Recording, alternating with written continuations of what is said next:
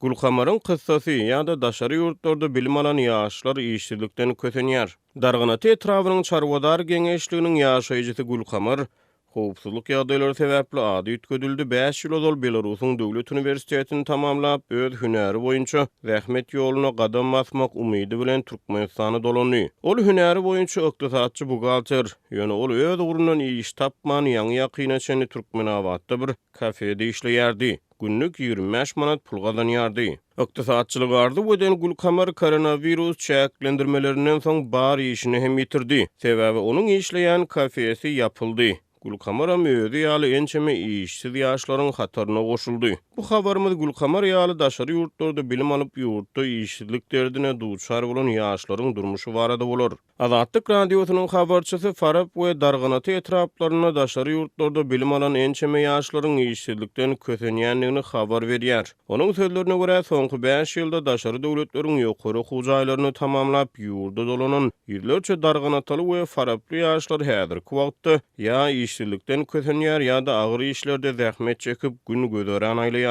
Ýa-da taksiçilik edýärler diýip bir ýaşaýjy habarçynyň sözlerini tasdiklady. Darganatyly Gulkamar Belarusyň döwlet universitetini 2016-njy ýylda tamamlaýar. Ol özi ýaly ýaşlaryň alan hünärleri boýunça iş tapmakda kynçylyk çekýänligini aýdýar. Gulkamar ykdysadyýet ugrundan bilim alypdyr. Ýöne ykdysadyýet ugru hususan soňky 4 ýyl ogloý wagt bäri Türkmenistanyny on çokly öwürlük ugur däl. Üstesine hökümet ykdysadyýet we maliýe pudawyny sanly ulgama geçirmek tagallalarynyň çägine 3 ýyl töwere wozul bank ulgamyna epesli iş orunlaryny kemeltdi. 2018-nji ýylyň başlaryna Türkmen banklaryna iş orunlary kemeldildi diýip bir lewaply gurrun berdi. Ol şonu ençeme kassirleriň işlerini ýitirenligini sözüne goşdy. Türkmenistan soňky bir näçe ýylyň dowamyny tapgyrlyň esasy adamlaryň aýlyk haklarynyň, pensiýalarynyň, döwlet kömek pullarynyň nagdal görnüşde tölenmegini ýola goýdy. Adamlar aýlyk haklaryny bankomatlardan nagdlaşdyrmaly edildi. Ýöne ykdysady krizisiň fonuna azatlygyň habarçylary bankomatlaryň öňüne ýygyderli ýagdaýda uly nowatlaryň döreýänligini,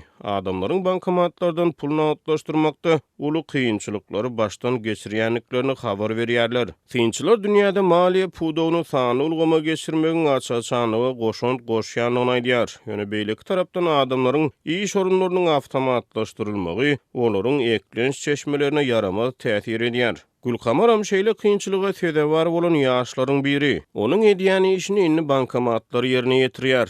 Ýöne onuň sözlerine görä Türkmenistana onsuzam işe ýerleşmek aňsat däl. Vilayet banklarynyň hiç birine boş iş orunlary ýok. Eger kimdir biri pensiýa gitse, onuň ýerine ýokurda tanşy bar adamy ýa-da köni puldan 1,5 milliard para beren adamy iş alýarlar.